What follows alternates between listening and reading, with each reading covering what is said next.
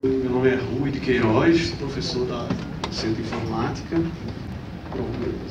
Lá no Centro de Informática já temos há algum tempo temas como um estímulo à temática da tecnologia e seu impacto na sociedade. A gente hoje vive, digamos, imerso em tecnologia. A tecnologia está tomando conta da vida da gente. E certamente que um tema que eu acho que é pertinente em todo esse momento político que a gente vive, não só aqui, mas todo, a tecnologia está fazendo, digamos assim, parte do dia a dia das pessoas, mesmo que as pessoas não queiram, essa convivência nas redes sociais, assim por diante. E aí, aproveitando a vinda do professor da Universidade Federal de Santa Catarina para uma das bancas com a graduação no Centro de Informática, resolvemos organizar um encontro como esse, público, para que, digamos assim, a gente possa ir além, como se chama, dos muros da academia, né? Então aí está a temática com um monte de nomes meio esquisitos, talvez para alguns já sejam familiares, mas finalmente o que interessa aqui é justamente até que ponto tecnologias de informação no momento tem propiciado, né, ferramentas para digamos assim, o desenvolvimento, ou pelo menos a reconfiguração, se é que há, vai debater aqui, do que chamaria de jornalismo investigativo. A gente tem a participação, o privilégio de ter a participação do professor Rogério Cristofoletti, professor do Departamento de Jornalismo da Universidade Federal de Santa Catarina, jornalista, mestre em linguística, doutor em ciência da comunicação, autor de 3 livros e organizador de outros 8, tem dezenas de artigos publicados em períodos científicos nacionais e internacionais, tratando de ética jornalística, crítica da mídia, novas tecnologias da educação. Como pesquisador, desenvolveu projetos de financiamento da Unesco, UOL, CNPq, EBC, ANDE e FAPESP, que é a Fundação de Apoio à Pesquisa do Estado de Santa Catarina. Foi vice-presidente do Sindicato de Jornalistas de Santa Catarina de 2002 a 2004 e coordenou a Rede Nacional de Observatório da Imprensa, 2005 a 2009, foi ainda membro do Conselho Científico da SPPJ 2009 a 2011, editor da revista Estudos de Jornalismo e Mídia 2009 a 2015, coordenador do programa de pós-graduação em jornalismo da UFPC 2012 a 2014. Desde 2009, é um dos líderes do Observatório da Ética Jornalística, Objetos. Em 2010, venceu o prêmio Luiz Beltrão Intercom na categoria Liderança Emergente e é bolsista de produtividade do CNPq, considerado pesquisador do CNPq.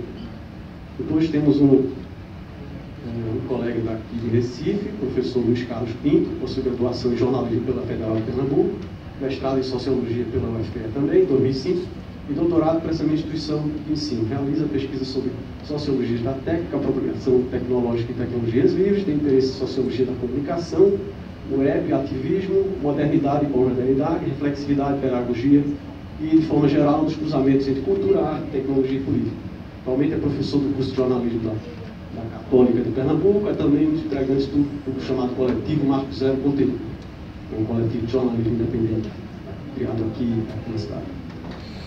Por último, a professora Carolina Doste Azevedo, que é professora do Departamento de Comunicação da Federal de Pernambuco, doutora em Comunicação Social pela Universidade Federal de Pernambuco, mestre em Sociologia pela UFPE também, possui graduação em Jornalismo pela UFPE e graduação em Administração de Empresas pela UPE, a Estadual de Pernambuco.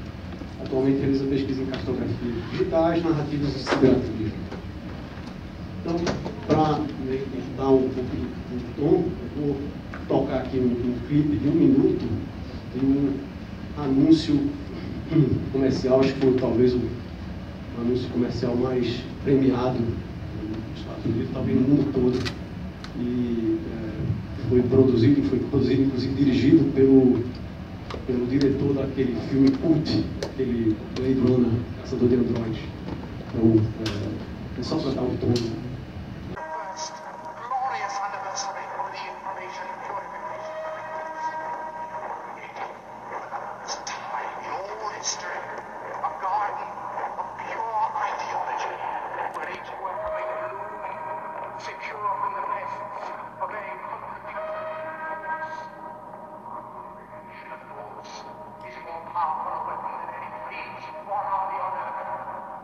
We are one people. We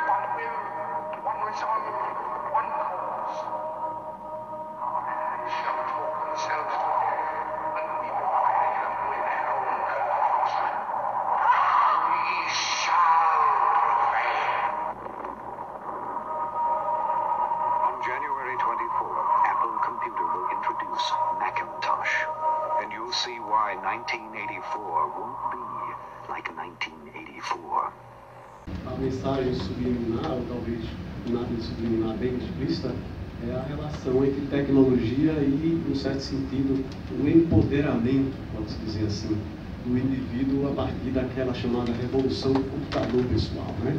O computador de uso pessoal, com interface gráfica e amigável, foi o Macintosh primeiro a ser oferecido amplamente ao público. O Mac simboliza a ideia do empoderamento do indivíduo, com o comercial apresentando como uma ferramenta para combater a conformidade e reafirmar a originalidade.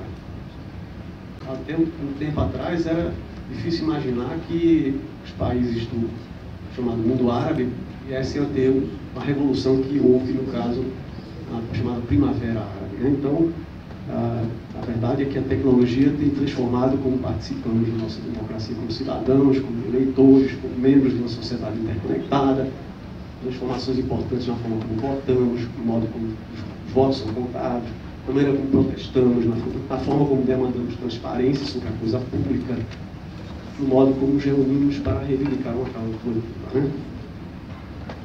Na verdade, alguns autores chegam a dizer que a tecnologia hoje seria talvez a força mais poderosa do planeta, né?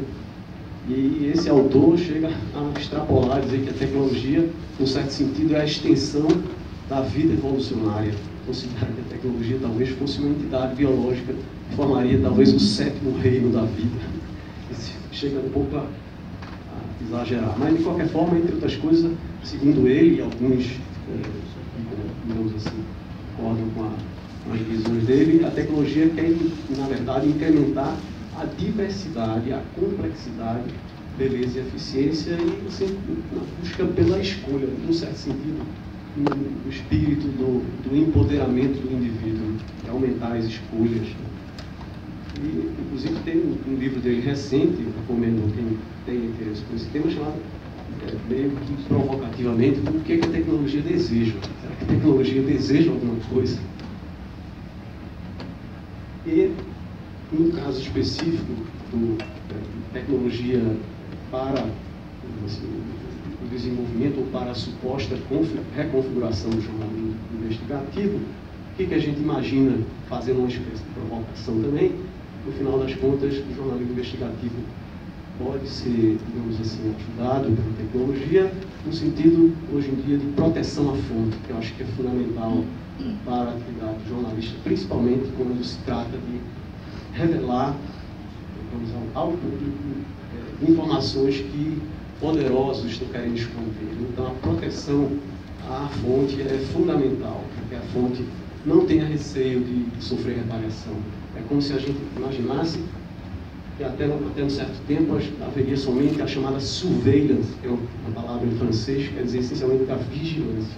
Existe quem hoje fale também da possibilidade, da existência da surveillance, ou seja, a vigilância de quem vem de baixo também. É como se o fraco também pode, digamos assim, monitorar o forte, digamos assim, poderoso, né? Então, num certo sentido, a tecnologia também permite que o fraco possa fazer denúncia, inclusive sem a necessidade de encontrar numa esquina, deixar no telefone público e dar um árbitro, algo assim. Mesmo sem a presença física e na distância, seja possível que o chamado em inglês whistleblower, aquele que sopra o apito, ou talvez, não sei se seria a tradução, mas seria o caguete ou algo assim, possa agir sem aparecer, sem ter receio. E aí vem a tal da criptografia, que é uma técnica antiga, mas que dos anos 70 para cá houve uma verdadeira revolução silenciosa e, para o caso específico da proteção à fonte, permite que se faça a internet, se entregue documentos à distância, que se permita a proteção ao anonimato e, além do mais, se possa fazer a recepção desses documentos, dessas informações, e se possa, sem que se conheça a fonte, se possa fazer a certificação, no certo sentido. Não sei quem assistiu ao filme Citizenfour, um documentário espetacular, dirigido por Laura Poitras, em que ela revela como que uma pessoa desconhecida entrou em contato com ela, codinome seria Cidadão Plato, né, se for, e ela então recebeu convites para que fosse passadas informações para ela, assim por diante, e ela então, mesmo sem ter conhecido pessoalmente, ela ter condições de certificar, no certo sentido, uma vez, embora isso parece meio estranho, como é que se certifica alguma coisa sem nos conhecer essa pessoa, né? Então, eu resolvi fazer uma breve introdução, que seria, da minha parte, trabalho em tecnologia de informação. Especificamente, eu tenho interesse e atuação na área de tecnologias da proteção ao sigilo, assim por diante, a criptografia. Tradicionalmente, a criptografia é, digamos assim, um conjunto de técnicas ou ciência que busca proteger o sigilo. Se Alice e Bob estão conversando num canal inseguro, possivelmente está sendo monitorado por um terceiro, Eva. A ideia é que elas possam trocar informações e Eva, fazendo a monitoração ou escutando no canal, ela não vai entender nada, porque essa mensagem estaria sendo, digamos assim, protegida, né? Então, qual é que é a ideia? Quando a Alice deseja enviar uma mensagem confidencial a Bob, a Alice cifra a mensagem usando uma senha. A Alice envia essa mensagem cifrada pelo canal de comunicação e pode ser escutada por Eva, mas como Eva não tem essa senha, em princípio ela não entenderia nada. Ao receber a mensagem cifrada, Bob decifra a mensagem usando a mesma senha e Bob então recupera a mensagem original. Mas veja que um dos problemas que não tinha sido resolvido em toda a história dessa ciência da criptografia, como é que se faz para se combinar uma senha previamente? É preciso que, de alguma maneira, encontre-se uma maneira de Alice comunicar, porque se ela comunica pelo canal, Eva vai pegar essa senha, né? Então, é histórico, chamado Problema da Distribuição de Chaves, que foi resolvido justamente no ano de 1976, uma revolução na criptografia. Alice e Bob tem que concordar previamente com a chave e a senha. Se o canal de comunicação for seguro, como é que a gente transmite essa chave, essa senha, né? Na verdade, existe toda uma matemática para dizer o seguinte: quando é que a gente tem um sigilo perfeito e quando é que o sigilo talvez não seja perfeito, mas seja suficiente para garantir, digamos assim, uma segurança pragmática, digamos assim, né? Então, existe nessa área, também surgiu dos anos 60 para cá, um estudo que se chama de esquema criptográfico de sigilo perfeito. O que é um sistema criptográfico de sigilo perfeito? É um sistema em que a senha tem que ser do tamanho da mensagem. E a cada mensagem, uma nova senha tem que ser sorteada. Então, veja a dificuldade de se, digamos assim, se utilizar um sistema de sigilo perfeito na prática. Por isso que, a rigor, o que se faz hoje em dia é se usar o que se chama de sigilo computacional. O que é isso? As senhas podem ser mais curtas que a mensagem, certo? E podem ser reutilizadas.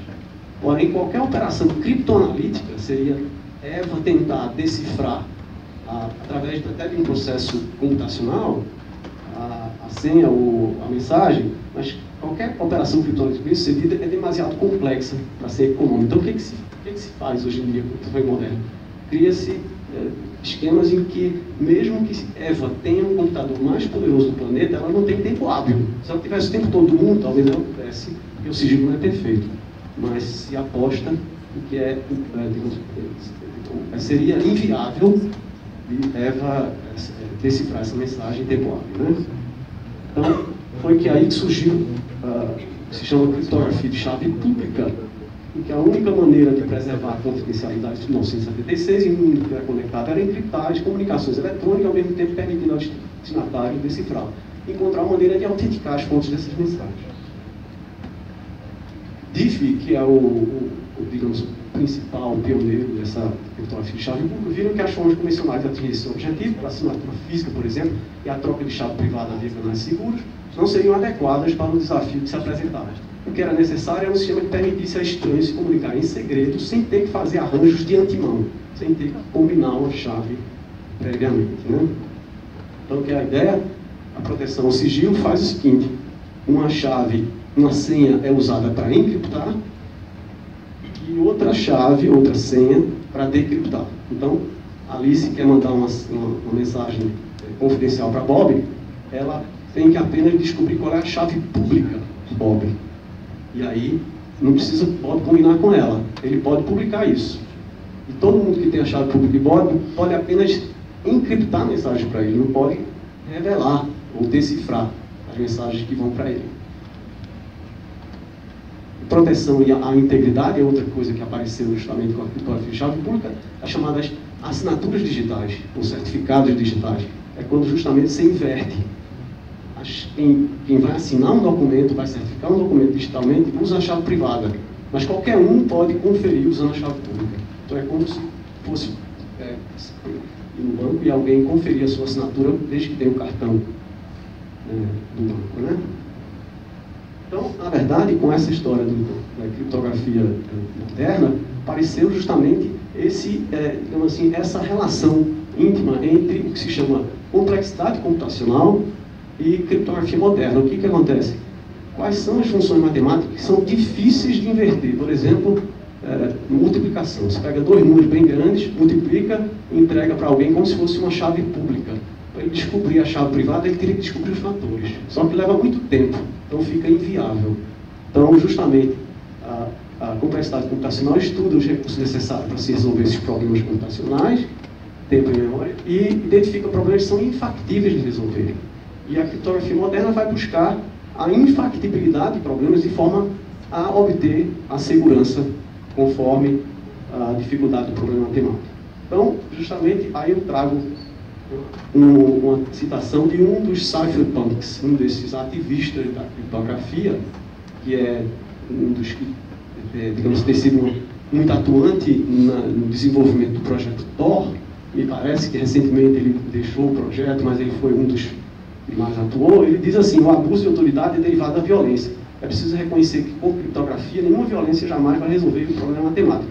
Não significa que você não pode ser torturado, não significa que não pode espionar ou subverter sua casa de alguma forma, mas significa que caso encontre alguma mensagem encriptada, não importa se eles têm o apoio da força e da violência, eles não vão poder resolver o problema matemático. Então é impressionante como essa descoberta da criptografia moderna, de que certas funções são de fato difíceis, não adianta, é como, por exemplo, o governo americano não conseguiu, quer dizer, conseguiu depois que descobriu um furo, mas ele quis forçar a Apple a abrir o iPhone do terrorista, mas com todo o poder que tem o governo americano, não adiantava o poder. Ele simplesmente não tem condições. Você vai brigar com o quê? Com a matemática? Né? Aí, Julian Assange, numa dessas conversas com o Cypherpunk, ele disse: o universo conspira a favor de nós indivíduos, é mais fácil encriptar do que decriptar. Então, uma observação que vale a pena. Bom, então, vamos entrar no nosso tema propriamente dito, hacktivismo, Anonymous, Cypherpunks e Wikileaks. Em que medida esses grupos ou esses movimentos têm contribuído para a suposta reconfiguração do jornalismo investigativo. Então vamos lembrar aqui o que é a chamada ética hacker. Saiu publicado num livro desse jornalista americano chamado Steven Levy, em 1984, mais precisamente esse livro aqui, Hackers, os Heróis da Revolução do Computador Pessoal, em que ele lista alguns dos princípios da ética hacker. Hacker não no sentido do invasor para fazer o mal, mas aquele que busca burlar, ou seja, uma espécie de rebelde da tecnologia da informação. Então, toda a informação deve ser livre. Esse é um dos princípios básicos da chamada ética hacker. O acesso a computadores e qualquer que seja outro meio que seja capaz de ensinar algo sobre como funciona deve ser ilimitado e total. Desacredite a autoridade e promova a descentralização. Computadores podem mudar sua vida para melhor. Então, num certo sentido, a partir desse movimento, digamos assim, começou-se a criar uma consciência de que através da tecnologia de informação, através de programas de computador, era possível fazer política. Política no sentido mais amplo. Né? Hacktivismo, então, foi primeiro caracterizado, na verdade, no final dos anos 90, lá pelos 99. E, na medida em que a criptografia possibilitou a proteção ao anonimato online, num site bastante conhecido hoje em dia chamado 4chan, em que o criador dizia explicitamente que não guardaria histórico algum, que todos poderiam se manifestar, inclusive o discurso não necessariamente politicamente correto podia ser feito, começou a aparecer um grupo que se autodenominou Anonymous, que é, hoje em dia, um fenômeno estudado por uma antropóloga americana que estuda no Canadá. Essa moça chamada Gabriela Goleman. Ela diz, essencialmente, que tomado como um todo, o Anonymous resiste definição fácil na medida em que é um nome atualmente invocado para coordenar uma ampla gama de ações desconectadas. Desde trolling, ou seja, como se fosse uma expressão fazer greia, né, fazer, como a gente diz aqui, fazer greia com alguém, até protesto político. Anônimos, então, é difícil definir. Alguns anônimos agem independentemente, enquanto outros agem em pequenos grupos ou se juntam a um monte de manifestantes durante um movimento de larga escala. O primeiro grande movimento deles foi contra a Igreja da Cientologia, que pediu um depoimento a Tom Cruise, que era membro então daquela igreja, mas que prometeu aí que não seria divulgado amplamente, apenas para os membros da Cientologia. Por alguma razão esse vídeo vazou, e aí a Igreja da Cientologia ficou entrando com ação para remover de certos sites que publicaram, para fazer meio que uma espécie de brincadeira, meio assim, de greia, desculpa a expressão. E aí a Igreja de Cientologia quis, como se fosse, reprimir o acesso a essa informação. Então esse grupo ordenou aí uns ataques cibernéticos e, pessoalmente, lá em Hollywood, em Los Angeles, a sede da igreja. Foi a primeira atuação, propriamente dita, desse grupo anônimo. Ela discorre sobre o trabalho de antropóloga nesse livro aqui que saiu recentemente, onde ela justamente discute essas ideias, baseado inclusive num livro anterior chamado Coding Freedom, ou seja, codificando a liberdade, falando justamente da ética hacker. Os cypherpunks é um dos outros termos que aparecem no nosso tema. Foi descrito recentemente por um jornalista de uma revista inglesa chamada Wired.com, chamado Andy Green. Ele diz assim: um cypherpunk é qualquer ativista defendendo o amplo uso da criptografia forte, tecnologia melhoradora da privacidade, uma rota da mudança social e política. Originalmente se comunicando através da lista de correio eletrônico cypherpunks, grupos informais buscavam obter privacidade e segurança através do uso proativo de criptografia. Cypherpunks têm estado engajados em um movimento ativo desde os anos 80. Para quem tem interesse, existe um livro recentemente publicado desse autor sobre justamente esse movimento dos cypherpunks. Diz assim: essa máquina mata segredos. Esse machine kills secrets. E recentemente um dos principais pesquisadores expoentes da área de criptografia moderna fez uma palestra, está no YouTube, em dezembro de 2015, onde ele reforça para os técnicos da área de criptografia essa dimensão política e moral da criptografia. Ele diz assim: é um professor da Universidade da Califórnia em San Diego. Ele diz: criptografia rearruma o poder. Ela configura quem pode fazer o quê e que. Isso faz da criptografia uma ferramenta inerentemente política e confere à área uma dimensão intrinsecamente moral. As revelações de Snowden motivam uma reavaliação do posicionamento político e da criptografia. O Wikileaks, provavelmente dito, claro, tem muito foi escrito sobre isso, mas eu destaco aqui um empreendedor, chamado empreendedor social, uma pessoa da área de jornalismo, que fundou o chamado Personal Democracy Forum, um jornalista americano chamado Micah Sifry, acadêmico também, em que ele diz assim: o Wikileaks é um sintoma, um indicador de uma luta filosófica de gerações em andamento entre sistemas velhos e fechados e a nova cultura aberta da internet. Quando você combina conectividade com transparência, capacidade de fazer mais pessoas verem, compartilharem e moldarem o que está acontecendo em torno delas, o resultado é um enorme incremento de energia social, que está sendo encaminhada em todos os tipos de direção.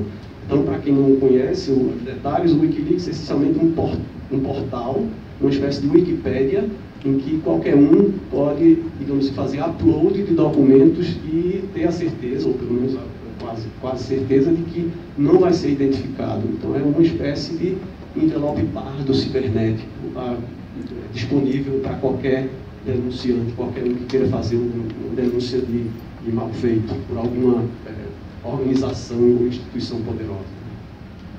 Um livro, para quem tem interesse, tem um livro recentemente chamado Wikileaks e a Era da Transparência, em que ele discorre sobre essas coisas aí. E, finalmente, o Wikileaks foi fundado, como alguns sabem, por um ex-hacker, um australiano chamado Julian Assange, que diz, numa das declarações dele sobre o Wikileaks em si, ele chama uma guerra furiosa pelo futuro da sociedade está em andamento. Para a maioria, essa guerra é invisível. De um lado, uma rede de governos e corporações que espionam tudo que fazemos. De outro, os cypherpunks, ativistas e geeks virtuosos que desenvolvem códigos e influenciam políticas públicas. Foi esse movimento que gerou o Wikileaks. Então, ele, tal qual o cypherpunks, ele defende a proteção à privacidade para indivíduos e a transparência radical para instituições. Né, sabe? Aparentemente o paradoxo do... Então, o que é o Wikileaks? No site, um dos sites do Wikileaks, o wikileaks.org, então, é um website chamado de whistleblower, ou aquele que sopra o apito, que denuncia. Em outras palavras, um site que coleta informações submetidas tão anonimamente, seguramente, quanto possível pela internet, as processa e as publica. O objetivo, então, é adquirir e publicar informações que não têm chance alguma de sair do ambiente fechado de governos, de organizações de exército, de negócios ou de outras estruturas de poder.